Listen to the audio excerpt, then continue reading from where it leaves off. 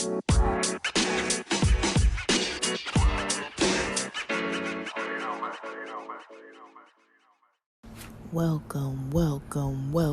back to the podcast. Welcome back to Theory and Theology. Here on this podcast, we talk about religion and spirituality and cultures and different theories and belief systems. I'm putting a trigger warning on this generational trauma, generational curses topic.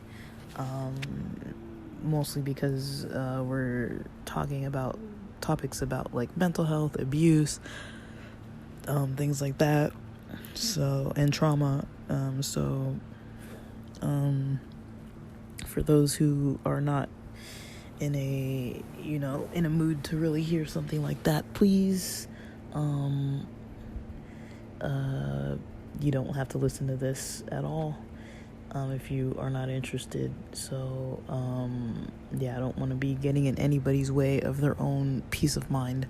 So, just want to put that disclaimer out there. So, we've been studying about generational curses, generational trauma,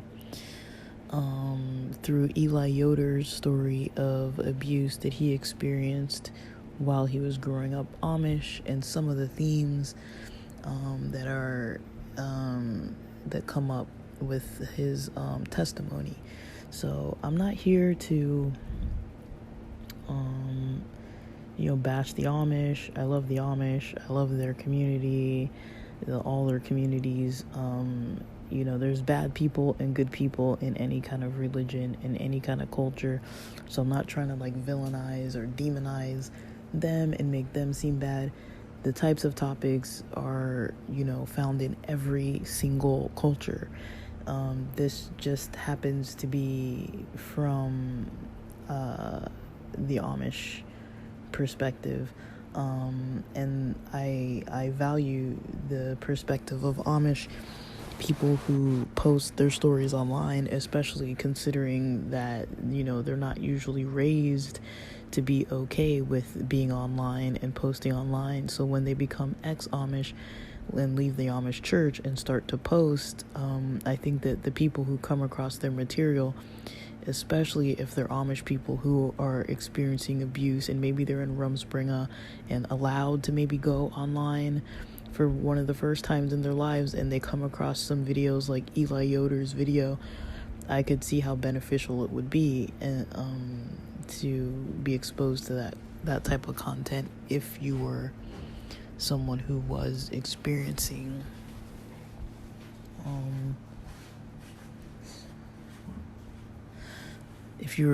some type of an abusive situation, because you might not even know that it was abuse.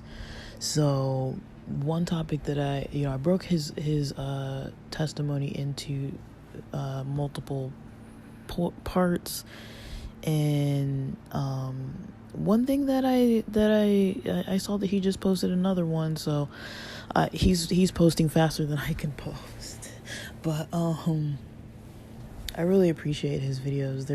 I find them very touching and very I get a lot of strength from them, like as far as like stuff that I come across that he says that I'm like, yeah, that would help a lot of people to kind of break that down and like talk about it, and he's helping a lot of people, to escape from different areas that might be, not treating people right. But the Amish religion is a good religion. It's just, sometimes there are bad people in religions that have good intentions. The religion itself, the founders have good intentions, but if you get like a rotten person in a leadership position, or a rotten person in charge of a family, somebody who might or might not even be aware of how they are impacting others. They're going to use, their they use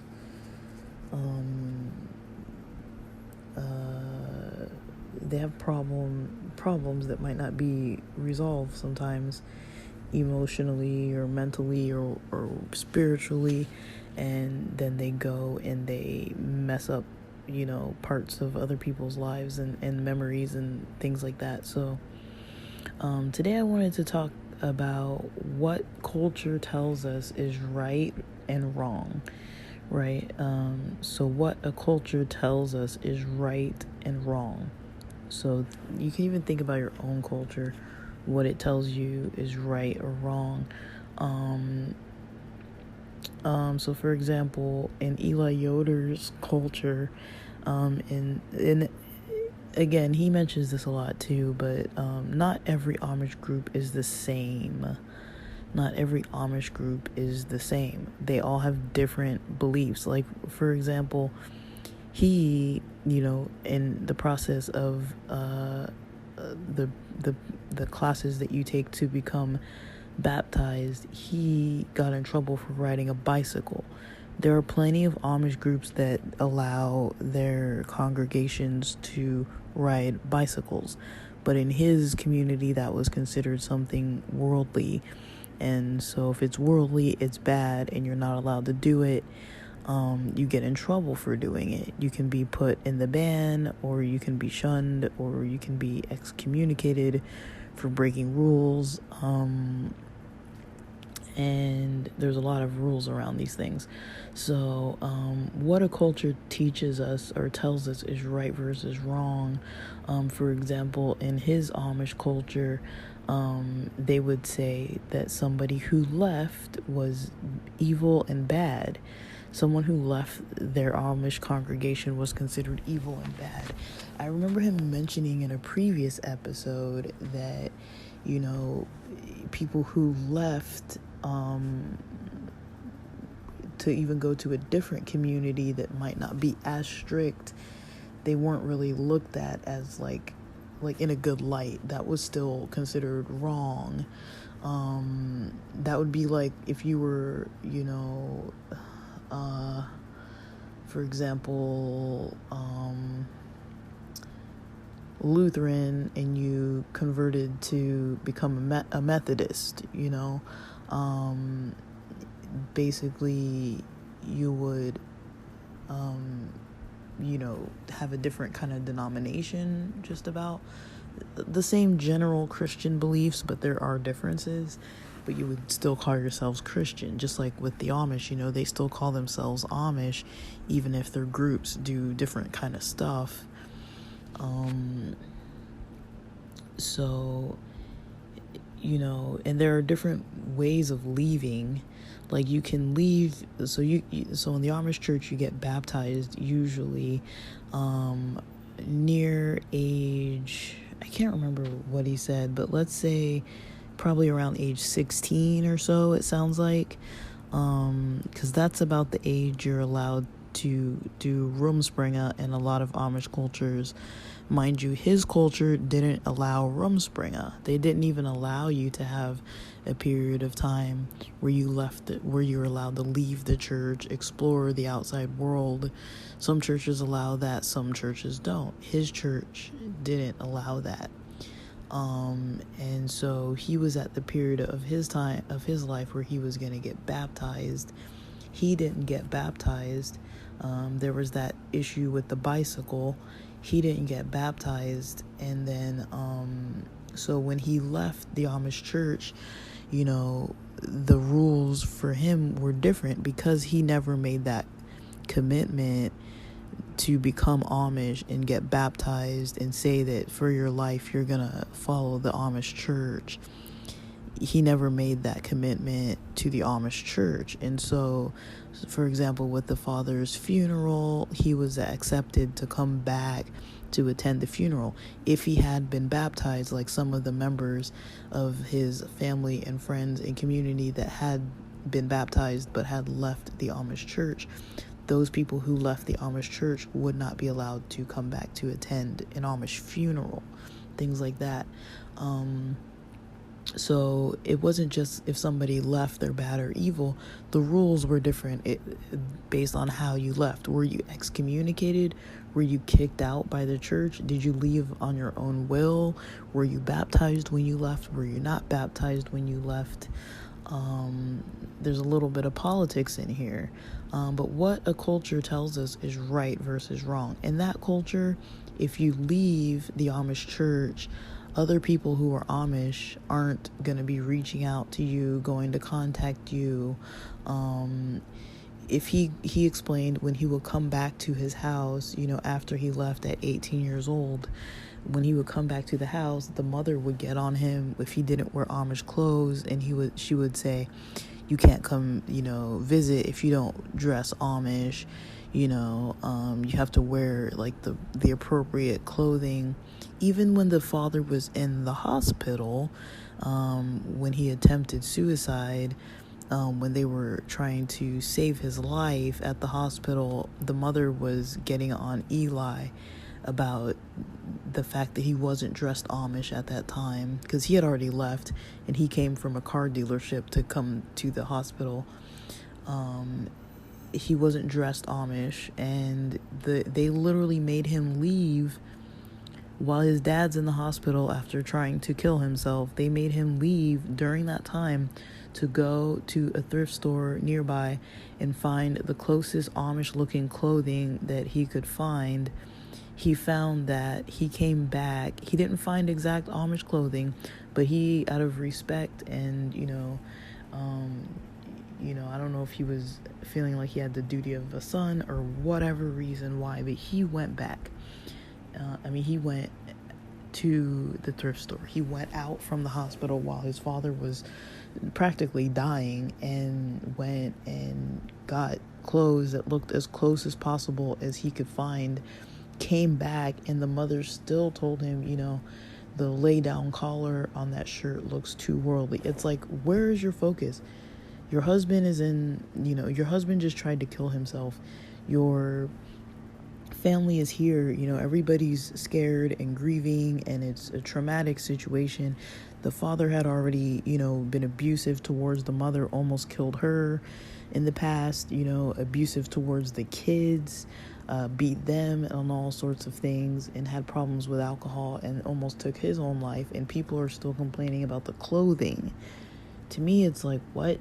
I don't like talking bad about people's mothers or about people's religions or anything, but I'm not trying to blame it specifically, all of that on them. But it's like, okay, like when people are in pain, how would a religion prefer clothing over, being with family, togetherness, being part of a community, get together, pray for the person, encourage each other, comfort each other? Instead of like, oh, we need to focus on your clothing being right. Everybody's clothing needs to be right now. It's kind of like, and I'm sure she wouldn't be the only one thinking that or saying that. I'm pretty sure others might have been on the same page as her.